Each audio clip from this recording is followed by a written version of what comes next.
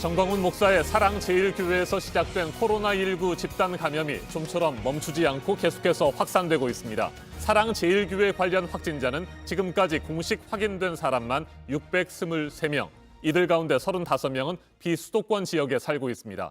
이 같은 상황에서 사랑제일교회 인근에 있는 체육대학 입시전문학원에서 학생 16명 이상이 추가로 확진 판정을 받았습니다. 네, 이 사랑제일교회가 전국에서 신도들이 몰려와서 예배를 보는 곳이어서요. 전국 곳곳에서 지금 관련 확진자들이 나오고 있고 또 어디서 집단 감염이 나올지 하루하루가 지날수록 우려는 점점 더 커지고 있는데요. 이렇게 인근 학원의 학생들까지 감염이 된 상황입니다. 확진 판정을 받은 학생들 가운데 상당수가 고3 수험생들입니다. 윤세민아 기자가 보도합니다. 서울 성북구 사랑제일교회와 관련된 코로나19 감염자는 어제까지 나흘 연속 하루 100명 안팎 쏟아져 나오고 있습니다. 교회 근처에 있는 한 체대 입시학원에서 16명 이상의 학생이 추가로 확진됐는데 이 가운데 상당수가 대입 실기시험을 앞둔 고3 수험생인 것으로 알려졌습니다. 이들의 감염은 아직까지 사랑제일교회와의 직접적인 연관성이 밝혀지지는 않았지만 최근 해당 교회를 중심으로 감염이 확산되면서 서둘러 코로나19 검사를 받던 중 줄줄이 확진 판정을 받았습니다. 서울시 교육청 관계자는 성북구 등 인근 지역 10개 학교에 재학 중인 학생들이라며 추가 확진자 여부를 파악하고 있다고 밝혔습니다. 사랑제일교회에서 시작된 교회 간 확산도 계속되고 있습니다. 어제 오후 경기도 포천시에서 소규모 교회 목사 부부와 교인 2명 등 4명이 새롭게 확진 판정을 받았는데 조사 결과 지난 16일 사랑제일교회 교인이 이 교회의 예배에 참석했습니다. 앞서 서울의 안디옥 교회와 경기도 가평 창대 교회에서도 관련 확진자가 나왔습니다. 수원에서 어제 확진된 고등학생과 초등학생 형제는 사랑제일교회를 다니는 부모와 접촉해 감염된 것으로 추정되고 있습니다. 형제의 부모는 지난 9일 예배에 참석했다가 잇따라 확진됐습니다. 김포에 거주하는 50대 남성은 직장 동료인 사랑제일교회 교인으로부터 감염돼 어제 확진 판정을 받았습니다. JTBC 윤세민입니다. 서울 등 수도권을 중심으로 잇따르고 있는 코로나19 집단 감염과 전국 곳곳에서 발생하는 지역사회 감염의 중요한 두 가지 연결고리는 사랑제일교회와 지난 15일 서울 광화문 집회입니다. 그리고 그 두 가지 연결고리의 중심에는 어김없이 정광훈 목사가 있습니다. 상황이 이렇게 심각한데도 정광훈 목사는 황당한 주장을 계속하고 있습니다. 병원에서 격리 치료를 받고 있는 상태에서 한 매체와 전화 인터뷰를 했는데 수십 명의 교인이 보건소에서는 양성 판정을 받았다가 병원 검사에서는 음성 판정을 받았다고 주장했습니다. 보건당국은 명백한 가짜 뉴스라고 밝혔습니다. 조보경 기자입니다. 전광훈 목사가 확진 판정을 받은 뒤 기독교 매체와 한 전화 인터뷰입니다. 난 지금도 양성이라는 게 안 믿어져요. 증상도 없고 나는 뭐 말짱한 뭐 지금. 근데 웃기는 게 보건소에서 하면은 또 양성이야. 또 상계동에 대병원 을지병원 가서 하면 또 음성으로 나. 본인 이야기는 아니라면서도 검사 결과를 믿지 못하겠다는 황당한 주장을 이어갔습니다. 우리 성도들의 뭐 엄청난 숫자가 보건소에서는 다 양성으로 되는데 가보면 다 음성으로 나오는 일이 수십 명씩 일어나고 있다고. 그러니까 이놈들이요 무조건 날 잡으려고 그러는데. 보건당국은 그제에 이어 어제도 검사 결과 조작은 불가능하다고 밝혔습니다. 시간이 지나면서 바이러스 양이 줄어 양성에서 음성으로 바뀌는 사례는 있지만 검사 기관에 따라 결과가 바뀌지는 않는다는 겁니다. 이런 사례가 수십 건이라는 주장도 명백한 가짜뉴스라고 했습니다. 전 목사는 사랑제일교회가 방역수칙을 철저히 지켰다고도 주장했습니다. 성북구 보건소가 감동을 먹었다니까. 자꾸 거꾸로 물었어요. 진짜 폐쇄했냐고 그래서. 우리는 잦은 폐쇄를 그 위에 행정관처가 말하기 전에 먼저. 누군가 의도적으로 바이러스 테러를 했다는 주장은 또 나왔습니다. 심정만 있지 물증이 없어가지고 그동안에 그랬는데 이놈들이 계획적으로 하는 거예요. 코로나19는 심각하지 않은 질병이라며 정부가 이를 정치적으로 활용하고 있다고 했습니다. 이거는 쉬고 약 먹으면 낫는 거 집에서. 네네. 그런데 이걸 가지고 정치가들이 이용을 해먹는단 말이에요. 사랑제일교회와 관련된 확진자 수는 어제 600명을 넘어섰습니다. JTBC 조보경입니다. 사랑제일교회는 그동안 교회 건물을 철거하는 문제를 놓고 재개발 조합 측과 갈등을 빚어왔습니다. 그런데 교회 측이 조합에 문자를 보내서 건물 철거를 시도하면 교인들을 불러 모으겠다고 협박한 사실이 드러났습니다. 김지성 기자입니다. 사랑제일교회가 교회 철거를 놓고 다투고 있는 재개발 조합 조합원들에게 어제 오전 보낸 문자 메시지입니다. 죽음으로 교회를 지키겠다라는 말로 시작해 코로나19로 교회가 비었다고 생각하면 오산이라며 경비 인력이 있다고 경고합니다.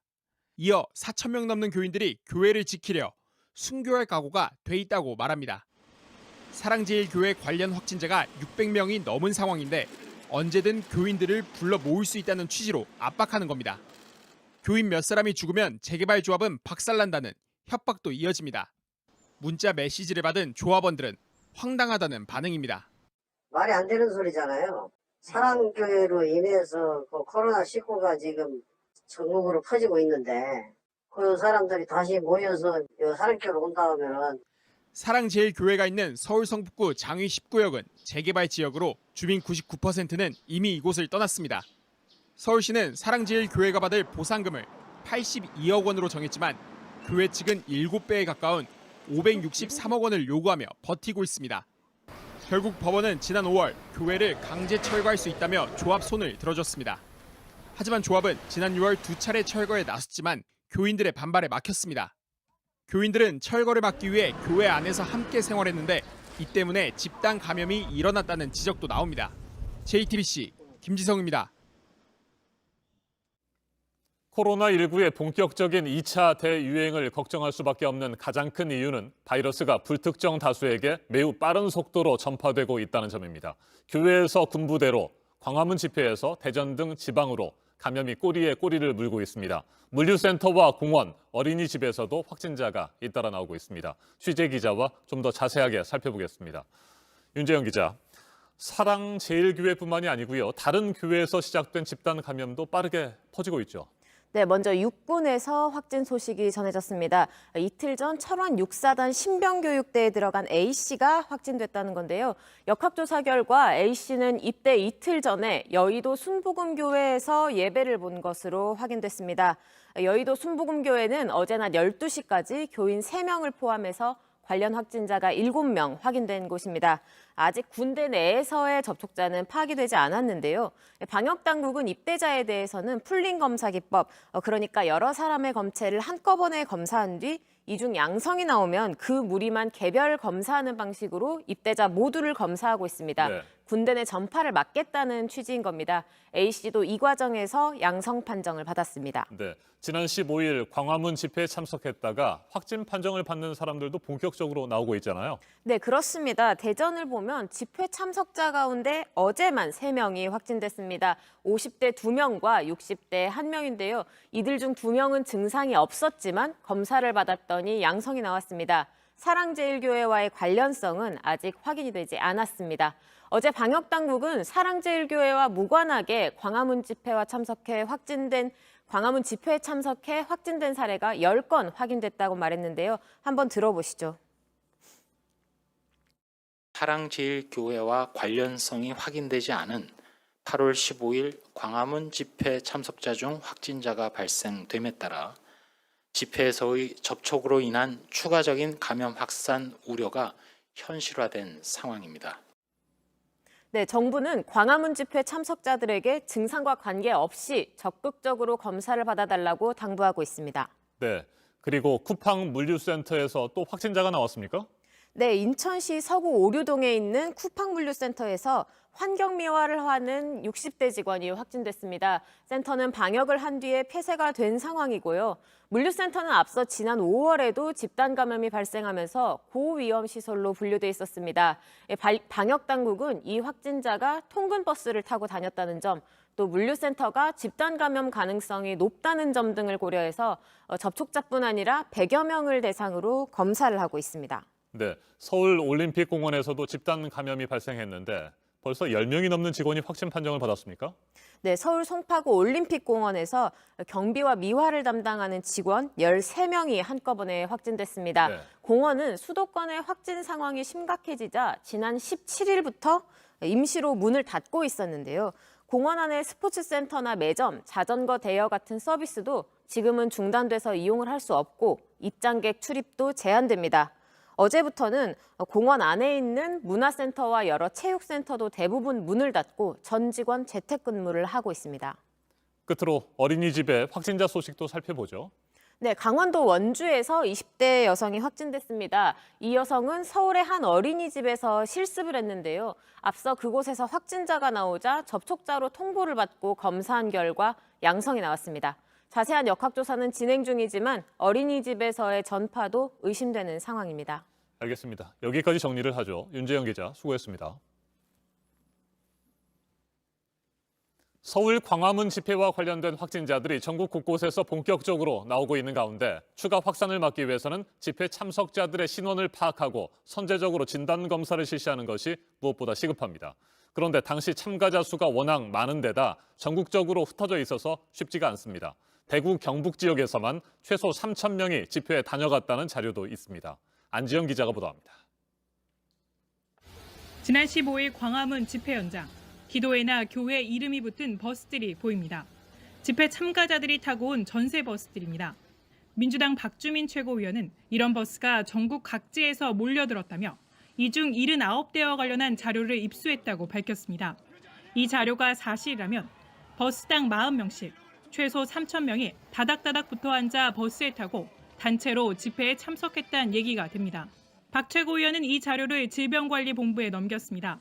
버스마다 인솔자의 이름, 연락처와 함께 계좌번호까지 있어 참석자들을 추적하는 데 도움이 될 거라고 본 겁니다. 계좌의 입금 내역 등을 통해서 탑승했던 사람들까지도 조사할 수 있는 그런 정보입니다. 이런 가운데 지자체가 조사한 결과 대구 경북 지역에서만도 3천여 명이 이날 집회에 참석한 걸로 집계됐습니다. 버스 업체를 통해 대구에서 49대, 경북에서 46대가 대절돼 광화문으로 향했다는 걸 확인한 겁니다. 이에 따라 해당 지자체들은 버스 계약자를 통해 탑승자 정보를 얻으려 하고 있지만 협조가 쉽지 않아 경찰 고발까지 검토하고 있습니다. 개인정보이고 그리고 또 같이 갔던 사람들이 원하지 않는다. 이유 없이 무조건 그건 줄 수 없다. 이런 것들을 내세우고 있습니다.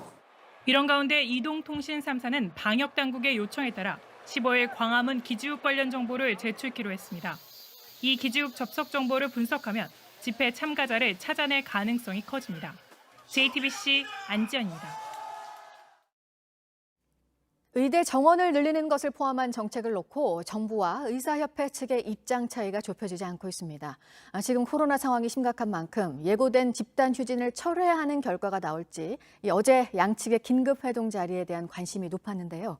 성과 없이 끝이 나면서 의사협회는 2차 총파업을 예정대로 진행하겠다는 입장입니다. 박지윤 기자입니다. 복지부 장관과 의사협회장이 만난 간담회는 분위기 좋게 시작했습니다. 오늘 이 자리는 의사협회, 전공의협의회 그리고 정부와 함께 마주 앉아 대화를 시작하는 매우 뜻깊고 의미 있는 자리라고 생각됩니다. 긴밀한 협력하에서 코로나19 대응에 최선을 다해서 함께하는 그런 모습이 바로 내일이라도 이루어지기를 간절히 바랍니다. 양측 모두 코로나19 확산에 대한 협력을 강조했지만 의대 정원 확대와 공공의대 설립 등 정부 정책에 대한 이견은 좁히지 못했습니다. 이와 같이 초유의 사태를 일으킨 이런 정책들 반드시 철회해야 된다고 생각을 하고 있습니다. 대화는 결국 2시간 만에 성과 없이 끝났습니다. 박 장관은 회담 직후 의료계에서 모든 정책 철회를 요구했다면서 아쉬움을 표했습니다. 그러면서 협의체 구성을 다시 한번 제안했습니다. 반면 의사협회는 정부가 정책 철회가 불가능하다는 말만 되풀이했다면서 2차 총파업을 예정대로 진행될 것이라고 강조했습니다. 이에 따라서 전국의 대학병원에서 수련하는 인턴 레지던트들이 내일부터 순차적으로 집단 휴진을 하고 26일부터 28일까지는 의협이 주도하는 제2차 파업이 진행될 예정입니다. JTBC 박지윤입니다.